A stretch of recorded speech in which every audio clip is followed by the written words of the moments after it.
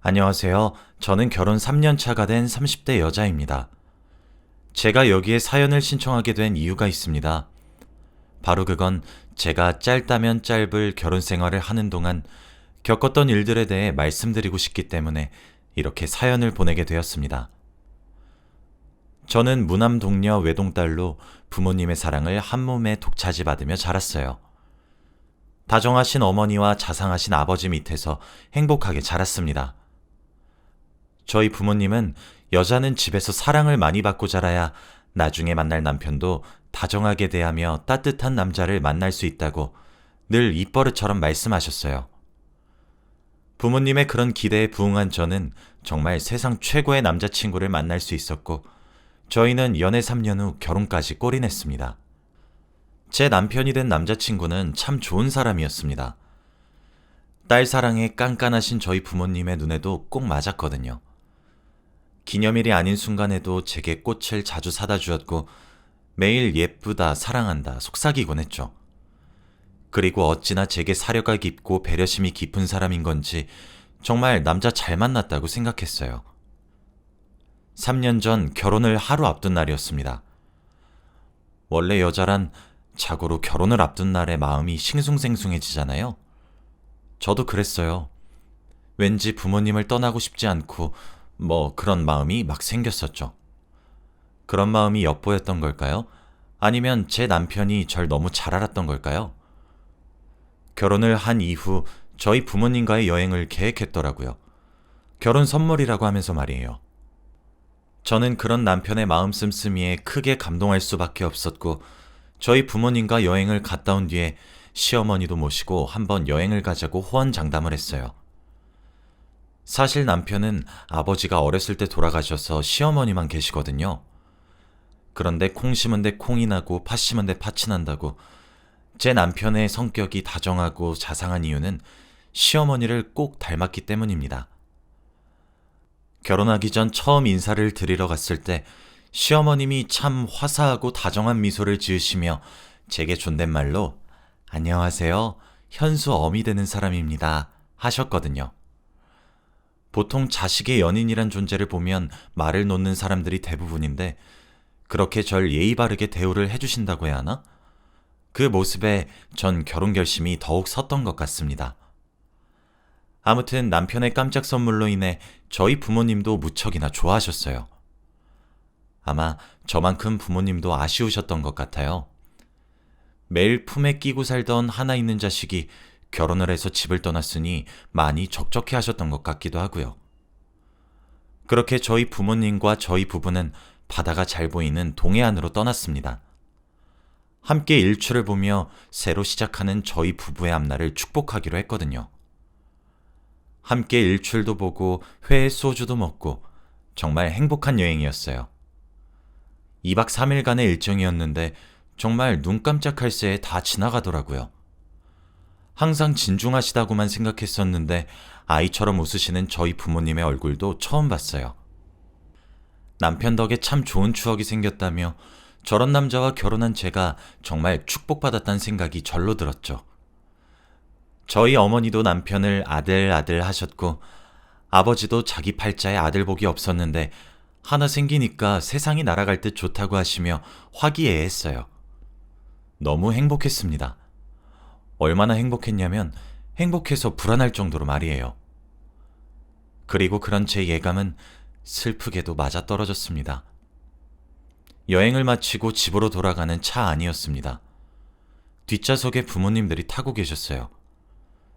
집 앞까지 태워다 드리겠다고 빠득빠득 우겼지만 부모님은 "김서방도 많이 피곤할 건데 뭐하러, 버스 타고 가면 금방이야" 라고 하시며 극구 사양을 하셨죠. 결국 부모님과의 말씨름해진 저희 부부는 그럼 버스 타고 가시는 걸 보고 돌아가겠다고 했고, 그렇게 저희 네 사람은 합의를 할 수 있었습니다. 남편은 잠시 화장실을 갔다 오겠다고 말을 하며 자리를 비웠고, 저는 부모님을 마주보며 서 있었어요. 그런데 갑자기 어머니와 아버지가 비명을 지르셨고, 그와 동시에 저를 엄청 세게 밀치셨습니다. 저는 어머니와 아버지 두 사람의 전력으로 정말 온 힘을 다해 밀친 탓에 비명을 지르며 바깥으로 튕겨져 나왔고, 이게 대체 어찌된 영문인지 파악을 하는 것과 동시에 쾅 하는 소리가 들렸습니다. 그리고 부모님이 서 계셨던 자리엔 핏자국이 흐르고 앞이 부서진 트럭이 한 대 서 있었을 뿐이었습니다. 귀에서 이명이 들릴 정도로 삐 하는 소리와 함께 누군가의 비명소리가 들렸고, 저 멀리서 하얗게 질린 얼굴로 절 향해 뛰어오는 남편의 얼굴이 보였습니다. 그때까지도 저는 제게 무슨 일이 일어났는지 감히 이해할 수가 없었어요. 저는 엄마, 아빠? 어디 있어요? 장난치지 마! 라며 미친 사람인 양 사고 현장으로 뛰어들었어요. 그리고 차마 두 눈으로 보기 힘든 장면을 목격했죠. 어머니와 아버지는 트럭과의 충돌로 인해 튕겨나가진 상태셨고, 그 와중에도 아버지는 저희 어머니를 감싼 상태셨습니다. 저는 아버지와 어머니의 곁에 앉아 미친 듯이 오열하기 시작했고, 방언을 하듯 따져들기도 했고, 제발 정신을 차리라고, 정신 잃지 말라고 막 소리를 쳤어요. 그런데 아버지는 그 끔찍한 고통 속에서 제게 희미하게 웃어주시며 너 안 다쳤지? 라고 물어보시더라고요. 목이 메어 대답도 채하지 못하고 고개만 끄덕거렸는데 다행이다라는 말 한마디를 하시고 아버지는 고개를 떨구셨어요. 그때 남편이 부른 구급차가 도착한 모양인지 구급대원이 저희 쪽으로 다급히 오는 것이 보였습니다. 그리고 그 장면을 마지막으로 저는 아무런 기억이 나지 않았어요. 그리고 다시 눈을 떴을 때는 병원의 하얀 천장이 저를 반겨주고 있었고, 침대 옆엔 토끼처럼 놀란 눈을 동그랗게 뜬 채로 남편이 돌처럼 굳어서 있었어요. 남편의 비명과도 같은 의사를 호출하는 소리와 사람들이 다급히 뛰어 들어오는 소리를 들으며 다시 눈을 감았고, 다음날 저녁에 다시 눈을 떴죠. 얼마간의 시간이 흘렀던 것인지 가늠이 되지 않았습니다. 그런데 창밖을 보니 벚꽃이 흩날리고 있더라고요. 제가 부모님과 여행을 갔던 계절은 여름이었는데 말이에요.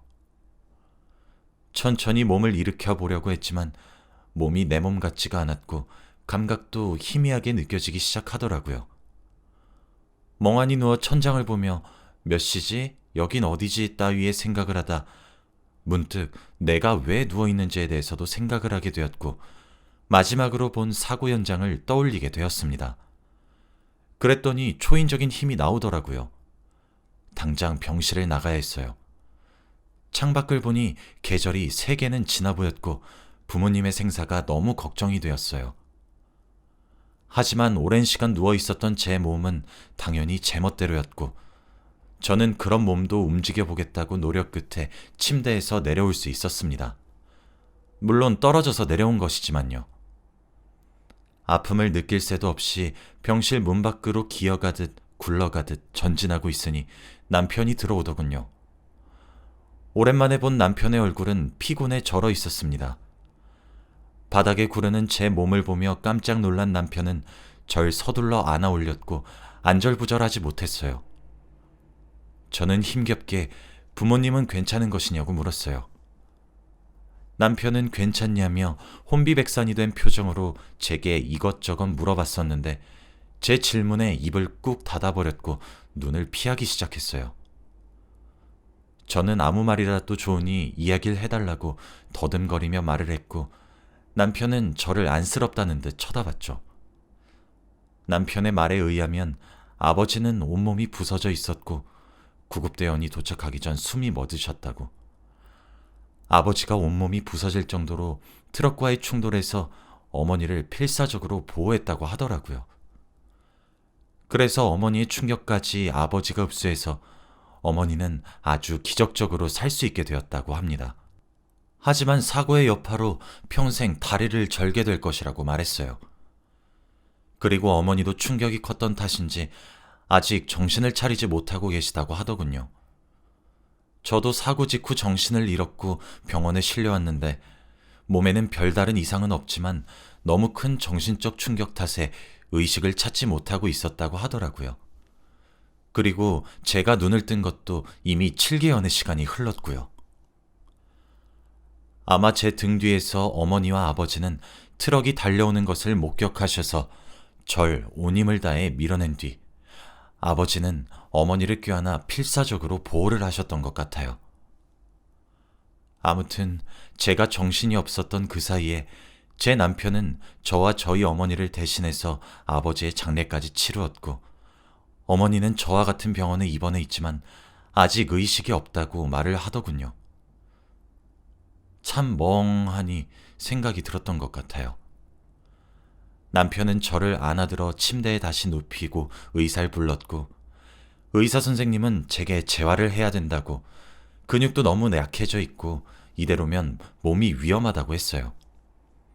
그리고 추가로 알게 된 사실은 제가 사고 당시 임신 초기의 상태였고 극심한 스트레스로 인해 아이도 유산했다고 했죠.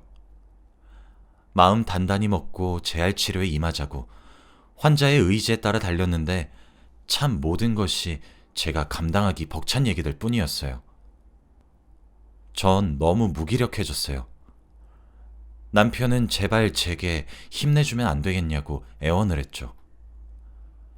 여행 가자고 자기가 이야기를 꺼내지 않았으면 이렇게 되지 않았을 거라고. 장인어른과 장모님 고집에도 내가 집 앞에 내려드렸으면 되었을 텐데 그러지 않아서 너무 미안하다고. 그런데 제발 일어나면 안 되겠냐고.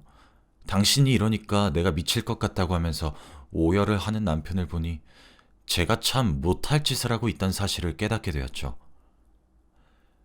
남편은 장모님은 아직 살아계신다고 얼른 재활치료로 몸을 움직여야 장모님 병실로 갈 수 있지 않겠냐고 하더라고요.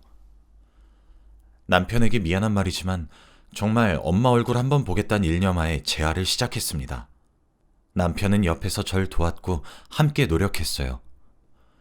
걷다가 성질에 못 이겨 악에 차서 소리를 지르는 것도 일쑤였는데 남편은 그런 저를 묵묵히 달래주었죠. 하루에도 12번씩 감정 기복이 오르락 내리락 했어요. 아버지 가시는 길도 제대로 못 지킨 딸이 과연 딸인가 싶어 스스로가 한심하기도 했죠.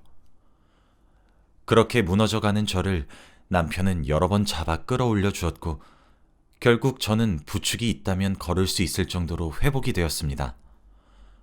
어머니가 누워 계신 병실로 가던 길이었어요. 병실엔 야위어서 볼이 움푹 파인 어머니가 누워 계셨어요. 다행이라고, 그저 정말 불행 중 다행이라고 누워있는 어머니를 붙잡고 한참을 울었습니다. 그때 병실 문이 드르륵 열리더니 여자 한 분이 들어오시더라고요. 제게 아주 익숙한 여자였어요. 바로 시어머니셨거든요. 시어머니는 병실 문을 열자마자 오열하고 있는 저를 보시더니 황급히 제게 달려와서 저를 꼭 안아주며 눈물을 흘리셨습니다. 장하다 장해. 재활하는 것도 힘들었을 텐데 이렇게 올 정도로 회복했구나. 잘했다. 잘했어. 정말 다행이야. 하면서요. 어머니의 품과 같은 따뜻함과 안락함에 정말 아이처럼 엉엉 울었던 것 같습니다. 나중에 알게 된 사실인데 그동안 제 간호는 남편이, 저희 어머니의 간호는 시어머니가 해주셨더라고요. 아버지의 장례도 시어머니의 주도하에 치루었고 남편은 상주 자리를 맡았었다고 하더라고요. 시어머니도 제가 깨어났다는 사실을 듣자마자 제 병실로 찾아오게 되었는데 제가 오열하고 감정을 절제하지 못하는 모습을 우연찮게 목격을 하시게 되었다고 해요. 그래서 지금 눈앞에 자신이 나타나면 오히려 더 무너지게 될까 염려가 되어 제가 찾아오기만을 기다리셨다고 했어요. 걱정이 될 때는 저 모르게 저를 지켜만 보다 가셨다고 하시더군요. 저희 시어머니가 참 사려가 깊으세요. 참 많이 감사했던 것 같습니다. 제정신을 차리고 싶지 않다가도 남편과 시어머니가 힘내자고 절 달래면 또 아득바득 살려고 발버둥치기를 한 1년 정도 반복을 한 것 같아요. 모든 것을 아낌없이 지원해주는 남편과 시어머니께 참 고마웠어요. 시어머니도 특히 사돈지간인 사람의 병간호가 쉽지가 않을 텐데. 저는 그렇게 어느 정도 몸을 회복할 수 있게 되었고 일상생활로 서서히 복귀를 하는 듯 했습니다. 그제서야 생긴 줄도 몰랐던 아이를 지키지 못했다는 죄책감도 생기고 아버지도 보고 싶고 그렇더라고요. 사고 이후 우울증과 불면증도 심해졌고 전 계속 피폐해져 갔습니다. 피폐해지다가도 남편과 시어머님 덕분에 밝아지길 수백 번, 아니 수천 번은 한 것 같네요. 그리고 시어머니의 정말 지극정성인 간호 덕분에 저희 어머니도 기적처럼 의식을 찾으셨습니다. 노쇠한 나이와 사고의 후유증 덕에 저보다 상태는 더 안 좋아지셨고 남편을 잃었다는 슬픔과 충격이 너무 크셨던 탓에 제정신을 유지하시는 것을 어려워했지만 그때마다 제 남편이 저를 보살펴주고 다 받아주었던 것처럼 시어머니가 저희 어머니를 그렇게 올곧이 받아주셨습니다. 시어머니의 지극정성이 통한 것인지 저희 어머니도 차츰 안정을 찾고 재활치료를 함께하기 시작했죠. 지금으로부터 1년 전 어느 날이었습니다. 하루는 병실에 시어머니가 찾아오셨더라고요. 저는 퇴원을 몇 달 앞두고 있었습니다. 시어머니는 제게 조심스레 말을 걸어오셨어요. 아가, 혹시 퇴원하면 우리 넷이서 같이 살까? 라고 하시더라고요. 저는 그런 제안에 너무 깜짝 놀라서 아무런 대꾸도 못하고 있었는데 시어머니는 거절의 의사로 받아들인 건지 아니, 불편할 것 같으면 잊으렴 아가. 아니 나는 아직 너도 몸이 성치 않기도 하고 그리고 큰일 겪고 다시 흔적을 보게 되거나 이러면 무너지게 될까 염려도 되고 그리고 사돈어른도 몸이 성치 않아서 도움이 필요하실 것 아니니 그런데 내가 도와주는 것이 낫지 않을까 싶어서 이야기해 본 거란다. 부담스럽게 하려던 것은 아니었어. 나도 혼자 살다 보니까 외롭기도 하고 그래서 그냥 함께 살까 싶어서 라고 우물쭈물 변명을 하시더라고요. 그런 시어머니의 사려 깊고 배려가 가득한 제안에 저는 결국 감동의 눈물을 흘렸고 너무 감사하다는 말만 반복하며 시어머니에게 안겼던 것 같아요. 시어머니도 그런 저를 꼭 안아주시며 이제 잘 될 거야. 다 잘 될 거야. 그러니 조금만 더 힘을 내자 하며 제 등을 쓸어내리셨죠. 그날 이후 제가 먼저 퇴원을 했고 절 뒤따라서 저희 어머니도 퇴원을 해서 넷이서 한 지붕 아래에서 살게 되었습니다. 저희 어머니도 시어머니의 제안에 그저 고맙다면서 눈물만 주룩주룩 흘리셨다고 하더라고요. 저와 어머니는 퇴원 이후 아버지의 산소를 찾아뵈었습니다. 아버지의 희생으로 저와 어머니가 목숨을 건졌다는 사실에 불효막심하다는 생각을 떨칠 수 없다가도 돌아가시기 직전 제게 다치지 않았냐고 희미하게 웃어 보이시던 얼굴과 그 와중에도 어머니를 지키기 위해 꼭 껴안은 팔들이 생각이 나서 참 울컥하는 마음이 들기도 한답니다. 여자는 약해도 어머닌 강하다고 저희 어머니도 제가 살아있다는 사실에 더 이상 우울감에 빠지지 않고 견뎌내 보려고 힘내고 계세요. 현재 저희 네 사람은 한 집에 오순도순 살고 있습니다. 저희 어머니는 평생 다리를 절어야 하지만 매일 아침 저희 시어머니와 산책도 나가시고 사람 구경도 하러 가세요. 비록 저희 곁에 아버진 사라졌지만 시어머니께서 참 많이 의지하게 해주세요. 저희 어머니는 비가 오거나 날이 좋지 않은 날에 발작을 일으키듯 다리의 고통을 종종 호소하시곤 합니다. 그럴 때마다 시어머니가 제 팔다리가 좋지 않은 것처럼 나서서 고통을 덜게 해주시려고 하시는데 밤중 내내 그렇게 도와주신다고 해요. 그런 시어머니의 하애와 같은 사랑을 받다 보면 제가 이 모든 것을 어떻게 갚아나가야 제대로 갚았다고 할 수 있을지 눈앞이 벌써 깜깜하네요. 그런 시어머니의 성정을 꼭 빼닮은 제 남편도 제게 많은 힘을 주고 있습니다. 저희 네 식구는 다음 달에 함께 여행을 가기로 했어요. 남편이 결혼 이후 저희 부모님과의 여행을 계획한 것처럼 저도 두 사람에게 좋은 추억을 만들어주고 싶어서요. 저희 가족과 여행을 갔다 와서 시어머니를 모시고 여행 가자고 했던 약속을 드디어 지키게 되었습니다. 그 옛날 남편이 그랬던 것처럼 제가 모든 것을 준비해서 서프라이즈로 말씀드리니 시어머니는 눈물을 흘리셨고 남편이 눈이 따가운 듯 하늘을 쳐다보더라고요.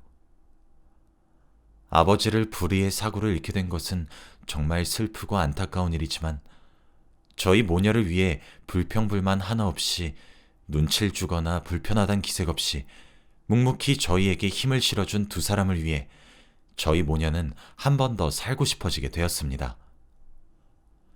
제가 이렇게 제 이야기를 하게 된 것은 저도 정말 죽고 싶었던 나날들이 있었고 차라리 아버지가 아니라 저였다면 이라는 생각과 상상을 수도 없이 했었던 순간이 있습니다. 하지만 그렇게 못난 생각을 하고 있었던 제 곁에도 오로지 저만 걱정을 해주는 사람들이 있다는 사실도 알게 되었어요. 제 이야기가 힘든 상황에 처해 있고 슬픈 감정에 사로잡혀 나쁜 생각을 하는 분들께 전해졌으면 하는 마음에 이렇게 글을 쓰게 되었습니다. 정말 상투적인 말이지만 그렇게 슬픈 일을 겪은 저도 다시 살고 싶어졌으니 다른 분들도 힘내셔서 어떻게든 같이 이겨내어 살아가셨으면 싶었거든요. 우리 같이 힘내서 살아봐요. 제 이야기를 들어주셔서 감사하고 여러분들도 항상 행복 가득한 하루 보내시길 바랍니다.